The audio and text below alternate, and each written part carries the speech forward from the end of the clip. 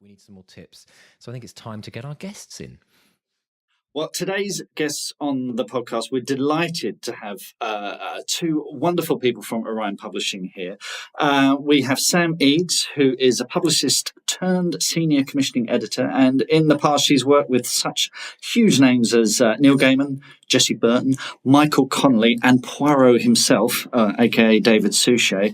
And Juliet Ewers has been working at Orion since 19... You've initially started out on paperbacks, because Orion used to split between hardbacks and paperbacks. But lastly, you've been working as the editor for authors such as the late great Maeve Binchy, Miss Reed, and the award-winning Telegraph cartoonist Matt. And you also worked in the music business as well. We might talk about that later on as well, in 2 recording studios. And you're now what is known as the Group Associate Publisher, working across all the group's imprints with big brands like Ian Rankin as well, who's also someone we'd like to get on the show. Hint, hint, hint. So we've previously spoken to Vix Tranter, who does Consumer Insight, and she was telling us about the kind of books that sell. But we, as we embark on this insane journey of ours, we need to know, with a bit more clarity, what we've got in store for us. And we thought we'd talk to a couple of top-notch editors. So Mark's going to kick off with the first question, which is... Yeah, thanks so much, Sam and Juliet. It's lovely to have you on the show. And Sam, I just wanted to ask you very quickly, as the kind of novice in this duo, somebody who's kind of writing books fairly new in the process, what exactly is a senior commissioning editor? What do you do? What do I do? So it's quite a long list. Very, very kind of varied job. I mean, the first thing that we do is read submissions. And I remember when I was a publicist, I went out for lunch with an editor and she said, "You think you read books now, wait till you become an editor." And just to kind of give you the amount of submissions that we get through in a year, I've been at Orion for over a year and I've just had my 300th submission from an agent. So it's lots of kind of readings in the evening and reading at the weekend. Lots of lunches, lots of drinks, lots of breakfast with agents where you kind of hear about projects that are coming up. If you like a project, our job is to kind of drum up some enthusiasm in the house. So we'll give it to our colleagues to read, and then we'll take it to the scary acquisitions committee. They're not that scary, but it's a little bit scary. And when we go to that meeting, and I think this is important for you too as you embark on this journey, we need to know who the audience is for a book, where it sits in the market, and what are the key selling points. And I think things go wrong if you don't know what those 3 things are. Let's say you get your project past the acquisitions committee and they say, "Yes, we love it, you can offer some money for this book." What then happens is a kind of negotiation process with the agent, lots of back and forth. I have to talk to our contracts director quite a lot. And then you might have to do a big pitch. So you might have to do a big pitch meeting. For one of the books that I bought, I kind of dismembered a doll and put it in a box and presented it to the agent. You have to do all these kind of crazy things to get these books. But hopefully you win and you get to take on that author. And that's where the kind of fun starts. So that's where, as an editor, you'll send a set of editorial notes. Some of the notes I've done have been 2 pages long. One of them was a 35-page document. And that's a mix of line edits. So picking up kind of grammar mistakes, repetition of words, or it might be structural edits. So moving things around, cutting chapters that don't work, starting a book in a different place. That process is a conversation. So the author might not agree with your changes and you kind of get to a point in the middle. And then you have the book. And alongside that editorial notes, you're briefing the cover, you're writing the cover copy. Mark loves this. We're writing the bibliographic data for retailers. We love that. All those sort of keywords on Amazon. And our job as the commissioning editor is to manage the process from manuscript to finished book and beyond. And I've written a little note here to say there's lots of tweeting too. Yes, lots of that. Juliet, has that process changed much? Has it always been this way? Have you ever had to dismember any dolls or toys? I personally have dismembered no dolls or toys whatsoever in my career. I think the biggest change, which just makes me sound incredibly ancient, is the social media side. it just didn't exist when I started. But then when I started in Orion, we didn't have email. So there was a lot more. I know, she's laughing. She can't believe a time there was no email, but it's true. So you had a lot more kind of slower communication. If you were lucky, your author had a fax machine and you could get something through nice and quickly that way. But otherwise, it was more conversations, meeting up with them, writing letters to them. But basically, the process is the same. You're trying to find really good authors, talented people who you can help grow and develop their careers. Whether you come up with an idea, find an author that you think will be good for it, whether you're getting submissions from agents and then following through, exactly as Sam says, from, initial pitch to publication and beyond, or whether it's kind of sort of zeitgeist stuff. So you think, actually, this is current now. We could find something and we could do something right now.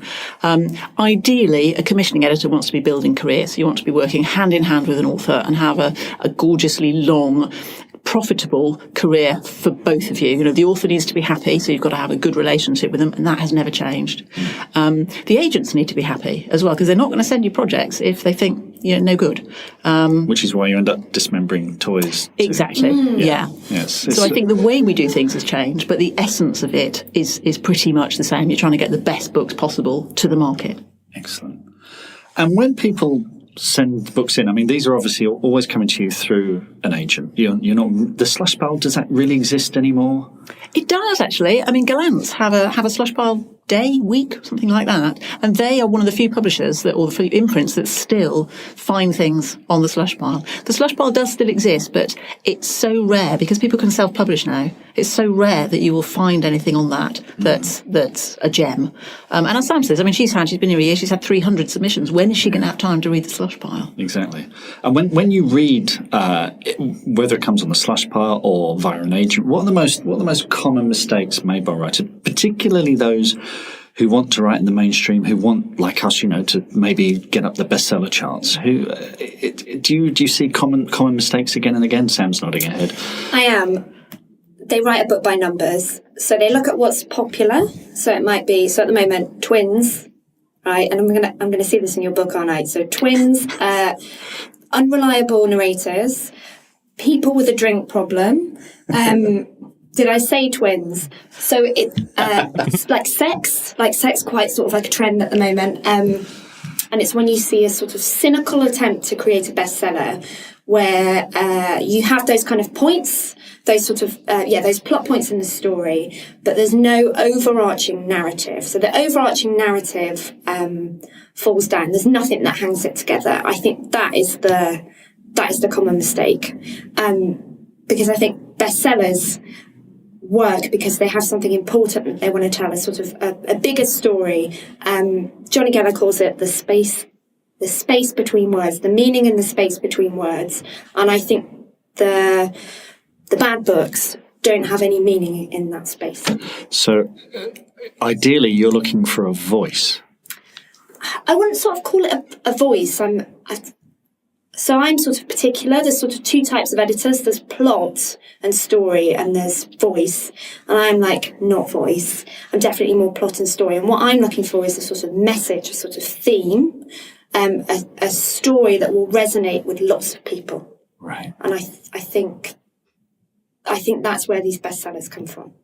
Yeah, I think there's other mistakes as well that people make quite commonly. I mean, you're absolutely right with all that. Copying somebody else is never going to work. If you don't love what you're writing, how can you expect anybody else to love it? So a while back when Bridget Jones was first new, we had so many wannabe Bridget Jones. And it was just like, oh, that works, I'll write that. And I think the biggest mistake authors make is thinking it's easy. It really isn't. So you have to want to do it. You have to be dedicated. You have to love the genre you're writing in, because it will show if you don't. If you're just, as Sam says, cynically thinking I'm going for a bestseller thing, it's really rare that you'll actually make it, because people will see right through it. In the first place, the agent will, the editor will. If by some fluke you get it published, the reader will. They will notice. I think another mistake that people make is, particularly in historical fiction, they've done lots of research and they're jolly well going to put it in the book, regardless of whether it serves the story.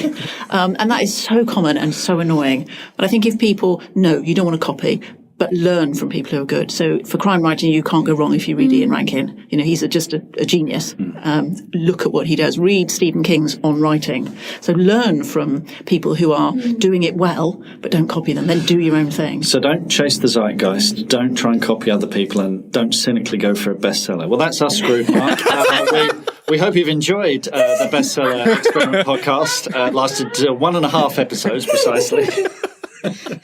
Oh my It's God. interesting because last week one of the things we found, the thrillers written by women with female protagonists, mainly with the word girl in the title, seem to do, and we're thinking, well, maybe this is what we need to write, and neither of us read that kind of book. And I kind of thought it might be exciting to step outside of my comfort zone. And that's how I'd learn something. And I think when it comes down to it, for me, stories about character. A lot of, the genre is very often almost like the set dressing. And there are expectations with genre. But I don't know, that's a bit of a challenge, wouldn't you say, Mark?